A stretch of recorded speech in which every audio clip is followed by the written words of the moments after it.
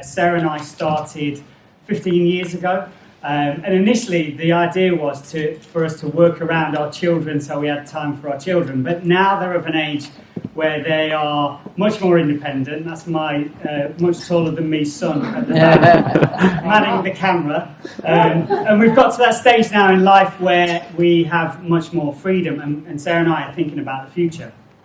At the same time, over the last 15 years of running the physio clinic, the average age of our client or our customer has also increased, and so with that we have put a bit of effort into seeing what we can discover, what we can find out about the topic of frailty in later life and vitality and independence in later life in order to help as much as we can. And this is part of that. We're going to give as much information away freely as possible. This isn't a sales pitch. We don't have any programs together yet, but hopefully by the beginning of next year, we might have some things in place to be able to help with various issues around the topic. So what we're going to talk about is frailty, and why is it so important right now? In the next couple of decades, it's predicted that 1 in 4 in the UK will be at retirement age. So that means there's going to be a significant shift in the population. And the repercussions are going to be numerous, but things like the demand on the NHS, so the time in our life when there's most need for each individual is normally from 60 onwards. The middle period we tend not to be so demanding with the GPs and with the hospitals. This also means there's an increase in the total dependency, so the total dependency ratio, so the number of young and old who aren't earning compared to the workers who are earning and bringing in taxes for the government, which means that the revenue that the government has to be able to spend on healthcare and on provisions proportionally will be less per person. So that again is a shift that already the forecasters are concerned about. Okay, we have a little bit of information that might be able to make a significant difference, and so again this is what this is all about this evening. So what is frailty? Our working definition of frailty, and there's lots of different definitions, but this one I think it kind of covers lots. So frailty is an age-related condition which may result in the loss of strength, speed, energy or energy levels, activity, so that's kind of overall activity, how active you are in and around your home, how far you run around or the distance that you might travel away from your home under your own steam, muscle mass, and resilience, so a loss of resilience to minor health strains. So when someone becomes frail, things that currently you may just be able to brush off, colds, little infections, injuries, they become much more significant. And so ultimately it's the subsequent loss of independence. And that's really for I think for all of us, when we think about our later life, we want to stay in our own homes, we want to be able to be independent, we want to be able to walk around or cycle around, we want to do things on our own and not be dependent on people helping us. And so as much as possible, the decisions that we make now can make a huge difference to our quality of life in later life. And this is one of the things we've been learning the more we've read about frailty and the research that's being done. And so hopefully this evening isn't just informative. Partly my goal, or our goal, is for this to be motivational and inspiring, because things can change. The decisions you make in terms of how you behave and your activity levels, your nutrition, can make a significant difference. So the frailty phenotype, there are lots of different measures of frailty. But the two most popular, one is called the Frailty Index, that has up to 70 different measures. Now these are things that doctors and scientists love to mess around with. So they can measure up to 70 different little detailed factors in terms of your health, and then from that they will be able to determine whether, from the deficits, so the things that you're lacking, they'll be able to measure kind of how you're doing. Thankfully, there's a simpler approach, and that's this one, which is by this woman called Linda Fried, who is a researcher in the States. And her and her team came up with this frailty phenotype. And phenotype means it's observable, so you can see it. And so this is a really easy system for GPs to use, for example. And also for yourself. You don't need to be an expert in medicine to be able to figure out where you're at. Activity. So this is general levels of mobility and movement. So what is the activity like in your general day? One of the challenges with retirement is just how appealing it is to sit on that really, the couch that's calling you, to sit and read all day or to watch TV or movies or whatever it is. Your activity levels are really important, and how much you move has a huge influence on your overall health and well-being. And so, the less you do, so there's an interesting stat. If you live in a bungalow, that's totally fine. Try and be as active as possible. But if you don't live in a bungalow, don't move to one, because stairs are really good for you. There is, if you've got a loss or a deficit in any one of these, so any one or two actually, you're classed as pre-frail. And then if you've got 3 or more, then you'd be classified as frail. The good news is, it can be reversed. And so our bodies and our mind-body systems are incredibly adaptable, and they are very fluid. So the mind, they talk about neuroplasticity, the body will adapt. If you put it under pressure, if you force yourself to, if I gave you a job today and paid you a fortune to drag weights across the room all day, your body would adapt. You would this thing called sarcopenia. It's a medical term that basically means the loss of muscle mass and strength. So initially what happens is, as you age, from the age of 40, every decade, on average, you lose about 8% muscle mass and strength with it.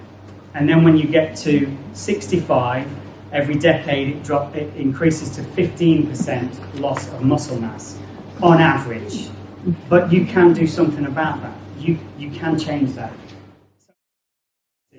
So if intelligence is defined as being able to make finer and finer distinctions in a given field, we are trying to help everybody to be more intelligent when it comes to their biomechanical functionality. So then they can choose the kind of exercises, the kind of activities that are going to be best for them in order to prevent them from becoming frail in later life.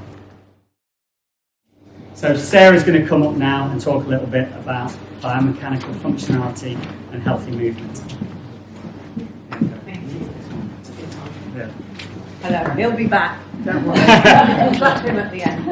When he was talking about people who retire and desperately want to stay on the couch, I actually thought, that sounds like teenagers to me. Not having a go at you, Ethan. You're 20. I'm not a teenager. So okay. So yeah, biomechanical functionality. In terms of what we need in later life, and I know that can seem like a bit of a mouthful. Let's see. Yes, it works. So biomechanical is just in relating to the mechanical laws of human movement, and then functionality is the quality of being suited to serve a purpose well. And ultimately, all that is, altogether, is just good quality movement.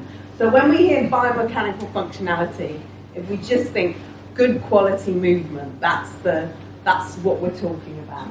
And in terms of the things that we need in later life, so when we look at our functional capacity, so our capacity of what we're capable of doing, and then the functional demands that are put upon us, if the functional capacity is greater than our demands, then the risk of injury or falling foul of problems is reduced.